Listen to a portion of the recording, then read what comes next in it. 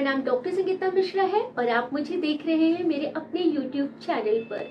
मेरे इस चैनल पर आप सबका दिल से स्वागत है कि ये स्ट्रेस, टेंशन, चिंता क्या होता है। स्ट्रेस का मतलब ये है कि आपके बॉडी में और आपके दिल और दिमाग पर कुछ चेंजेस आने लगते हैं अगेंस्ट स्टिमुलाई। स्टिमुलाई मतलब कि अगर आपकी लाइफ में कुछ चेंजेस आता है, कुछ परिवर्तन होता है, तो जिसको लेकर आपके दिल और दिमाग में सर्टेन चेंजेस आने लगते हैं, जिसको हम बोलते हैं स्ट्रेस। स्ट्रेस जो होता है ये बॉडी का एक नॉर्मल रिस्पॉन्स होता है और हम सब कहीं न कहीं स्ट्रेस से ग्रसित होते ही हैं।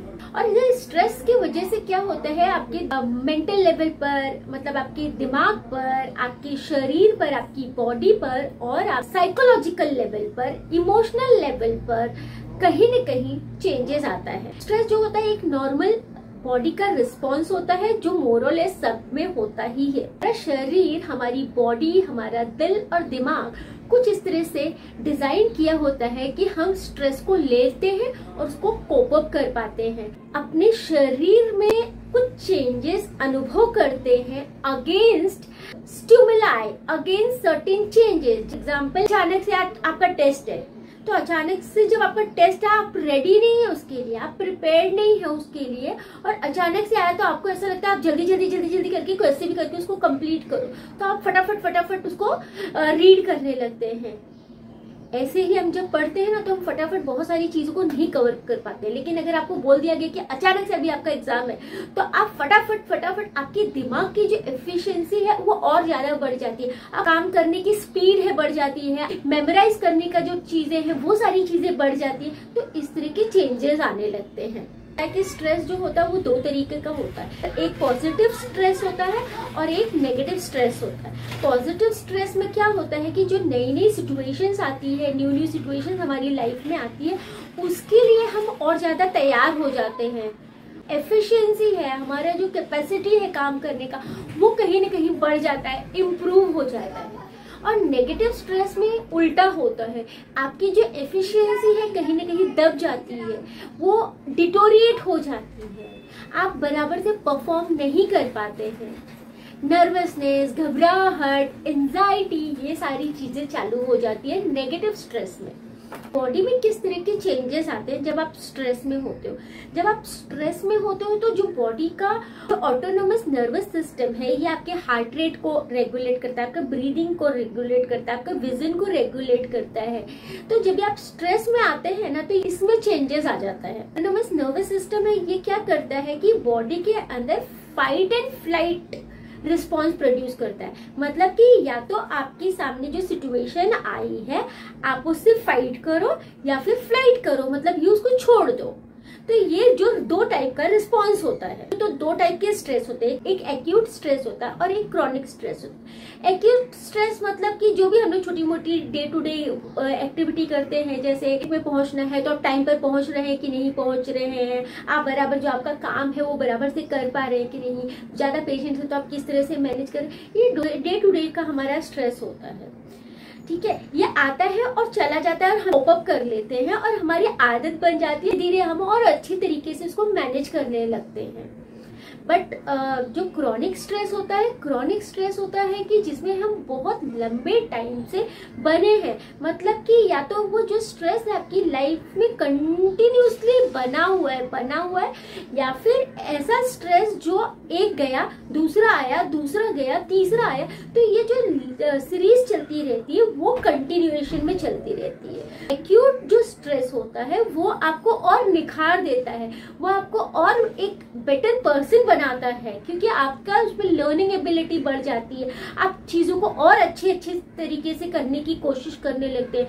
बट जो क्रॉनिक स्ट्रेस होता है उसमें क्या होता है, क्योंकि वो कंटिन्यूसली होता है, आपको बीच में पॉज नहीं मिलता, आपको स्पेस नहीं मिलता जिसमें आप अपनी बॉडी को फिर से रिकवर कर सके। रिकवर का मेरा मतलब ये है कि जो एक होता है ना, जैसे एक ब्रेक होता है, जब हमको ब्रेक होता है तो हमारी बॉडी की जो सिस्टम है, जो भी टेयर्स हैं, जो भी अपनी बॉडी में हम दिन भर काम करते हैं, स्ट्रेस होता है, वो कहीं ना कहीं हील हो जाता है, रिपेयर सिस्टम चालू हो जाता है। लेकिन जो एक्यूट में होता है उसमें स्ट्रेस आपको क्योंकि टाइम मिलता है, वो स्ट्रेस आया और गया तो आपको टाइम मिलता है, तो आपकी बॉडी का जो रिपेयर सिस्टम है, जो आपके टेयर्स वगैरह हुए रहते हैं, वो हील हो जाते हैं। लेकिन जो क्रॉनिक होता है, क्योंकि वो कंटिन्यूएशन में होता है या एक बैक टू बैक होता है, तो आपको टाइम नहीं मिलता, जिससे आपकी बॉडी हील अप नहीं हो पाती है। और जब हील अप नहीं हो पाती तो अलग अलग इमोशनल लेवल पर, साइकोलॉजिकल लेवल पर, इंटेलेक्चुअल लेवल पर पेशेंट को, पर्सन को प्रॉब्लम चालू हो जाती है।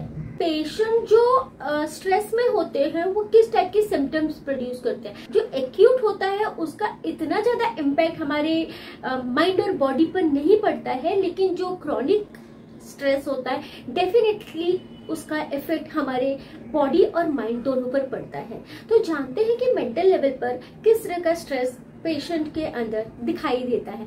मेंटल लेवल पर अगर आप बात करें तो पेशेंट को कहीं ना कहीं एंगर, इरिटेशन, एंजाइटी, कंसंट्रेशन, भूलने लगते हैं छोटी छोटी चीजों को, छोटी छोटी बातों को, फोकस नहीं होता है, चीज जल्दी हड़बड़ी में करते हैं और कोई भी चीज फिर सही से नहीं कर पाते हैं। दूसरा होता है फिजिकल लेवल पर। फिजिकल लेवल पर पेशेंट को बहुत ज्यादा पेन होने लगता है, पेशेंट को कहीं भी इधर उधर पेन होने लगता है, हेडेक होने लगता है, माइग्रेन वगैरह, ब्लड प्रेशर बढ़ जाना, ब्लड प्रेशर कम हो जाना, थायराइडिज्म, थायराइड का प्रॉब्लम, डायबिटिक प्रॉब्लम, इस तरह के alopecia, hair fall, skin disorder, इस तरह के बहुत सारी प्रॉब्लम्स एक एक करके चालू हो जाती है। पेशेंट जो है स्ट्रेस को मैनेज नहीं कर पाता तो वो अलग अलग हैबिट्स अडॉप्ट कर लेता है। जैसे कुछ लोग जो है वो ड्रग्स वगैरह लेने लगते हैं, कुछ लोग अल्कोहल वगैरह लेने लगते हैं, कुछ लोग टोबैको लेने लगते हैं, कुछ इस तरह से अलग अलग हम लोग स्टिमुलेंट का सहारा लेने लगते हैं। क्योंकि क्या होता है, उनकी बॉडी में इतना ज्यादा डिस्कम्फर्ट होता है, एक बेचैनी होती है, एंजाइटी होती है, चीजों को कोप अप नहीं कर पाते हैं, तो उससे भागने के लिए, उसको शांत करने के लिए उन लोग इस तरह की चीजों का सहारा लेने लगते हैं, सिगरेट वगैरह पीने लगते हैं, स्मोकिंग वगैरह करने लगते हैं। स्ट्रेस जो है इससे कम नहीं होता, बल्कि उनका हेल्थ कहीं ना कहीं और ज्यादा खराब हो जाता है, डिटोरिएट हो जाता है। अभी जानते हैं कि स्ट्रेस की कॉजेस क्या होते हैं। स्ट्रेस के अनगिनत कारण हो सकते हैं और ये भी डिपेंड करता है कि कोई भी इंसान स्ट्रेस यानी टेंशन को किस तरीके से लेता है, उसके हिसाब से उसको प्रॉब्लम चालू हो जाती है। ज्यादातर स्ट्रेस जो होता है बैड पेरेंटिंग, मतलब कि जहाँ पर पेरेंट्स बहुत स्ट्रिक्ट है अपने बच्चों को लेकर, फोर्स कर रहे कि नहीं तुम इंजीनियरिंग करो या तुम मेडिकल में जाओ, बट बच्चे का कैलिबर उतना नहीं है, बच्चे को ऐसा लगता है कि नहीं मैं ये नहीं कर सकता या उसको कुछ और करना है, बट पेरेंट्स उसको फोर्स करते हैं कि नहीं तुम इस तरह से करो, तो उसकी बॉडी में स्ट्रेस डेवलप होता है। पहला मैंने जैसे आपको बताया स्ट्रिक्ट पेरेंटिंग की वजह से, स्ट्रिक्ट पेरेंट्स की वजह से। दूसरा चीज ये होता है कि टीचर्स, जैसे स्कूल में टीचर्स है, उनका जो रिस्पॉन्स है, उनका जो बिहेवियर है अपने स्टूडेंट्स के साथ में किस तरह से है। जैसे कुछ टीचर्स बच्चों में डिस्क्रिमिनेशन करते हैं, उनके कुछ फेवरेट होते हैं तो बाकी को निग्लेक्ट करते हैं या पनिशमेंट करते हैं, या बच्चों के साथ अच्छा बिहेव नहीं करते हैं, उनको मारना पीटना, इस तरह से पनिश करना, जिसकी वजह से बच्चों के अंदर इस तरह से स्ट्रेस आता है। या फिर जो वर्क प्रेशर होता है उसकी वजह से, रिलेशनशिप में कुछ प्रॉब्लम आ गया, कुछ ब्रेकअप हो गया, या फिर किसी का जो रिलेशनशिप है कहीं ना कहीं बहुत ज्यादा डिस्टर्ब है, फाइनेंशियल कंडीशन बहुत खराब है, कर्ज है, लोन है, इसमें दो लोग जो है उनका आपस में जमता नहीं है, तो ये क्या होता है कि ये धीरे धीरे हमारे शरीर में स्ट्रेस डेवलप करने लगता है और हमारे कहीं बहुत सारे साइकोलॉजिकल डिसऑर्डर्स या अलग अलग फिजिकल लेवल पर बीमारियों को जन्म देता है या उनको डेवलप करता है। अब इस स्ट्रेस को डायग्नोसिस कैसे करें, बहुत ज्यादा सब्जेक्टिव है, क्योंकि हर पर्सन का जो स्ट्रेस होता है वो अलग अलग लेवल का होता है और उनका टॉलरेंस करने का जो तरीका होता है वो भी कहीं ना कहीं अलग होता है।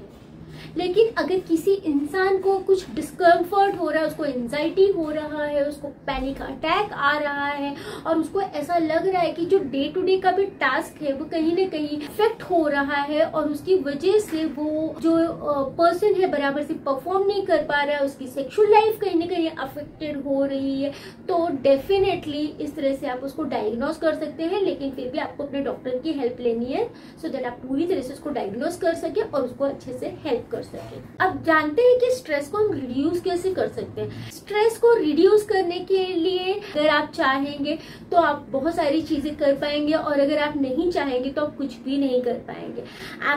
अगर आपको समझाया जा रहा है, आपको बताया जा रहा है, आप उसको समझ कर ले रहे हैं, फॉलो कर रहे हैं, वो आपको बेनिफिट करेगा। बट अगर आप सुनना ही नहीं चाहेंगे, आप मानना ही नहीं चाहेंगे, आप एक डिनाइड मोड में चले जाएंगे जहां पर आप उसको एक्सेप्ट ही नहीं करेंगे, तो आप उसको सुधार भी नहीं कर सकते। तो सबसे पहले क्या है कि हमको पहले कहीं ना कहीं एक्सेप्ट करना है कि अच्छा इस तरह का इश्यूज मुझे हो रहा है।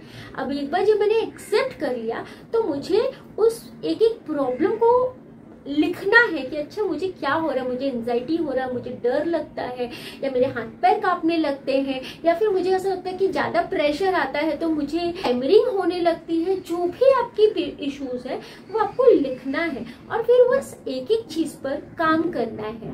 लेकिन सबसे पहले जो आता है अपनी लाइफस्टाइल को सुधारना है। अपनी लाइफस्टाइल का सुधारने का मतलब जो है आपका खाना पीना कैसा हो रहा है, आप बराबर से नरिशमेंट ले रहे हैं नहीं ले रहे हैं, आप बराबर से फ्रूट वेजिटेबल का यूज कर रहे हैं कि नहीं कर रहे हैं। और ये हमारी 7 से 8 घंटे की नींद होना बहुत जरूरी है। तो क्या हमारी नींद अच्छे से पूरी हो रही है, वो सारी चीजें देखना है।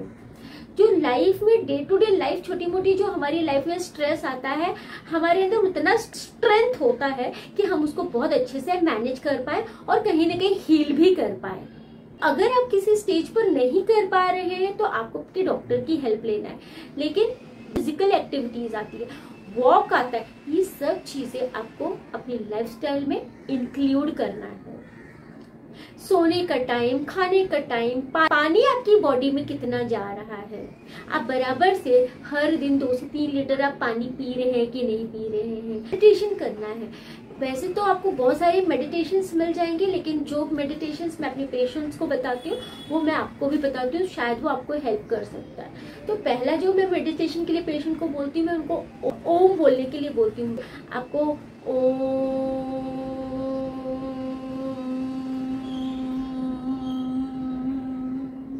इस तरह से करके अपनी सांसों को खींचना है।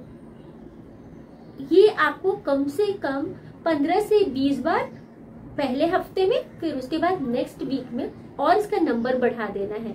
अगर आप ओम का नहीं कर सकते तो आप अलग अलग कम्युनिटी को बिलोंग करते हैं तो आपके इसमें जो भी आप अल्लाह जीजस जो भी है उनका, जैसे अल्लाह या फिर जीजस का ओ जीजस, मतलब आपको जो है ना अपनी सांसों पर ध्यान देना, अपनी सांसों को खींचना है, उस पर फोकस करना है। आपको अपनी आंखें बंद करके नाक से सांस लेनी है और मुंह से छोड़नी है।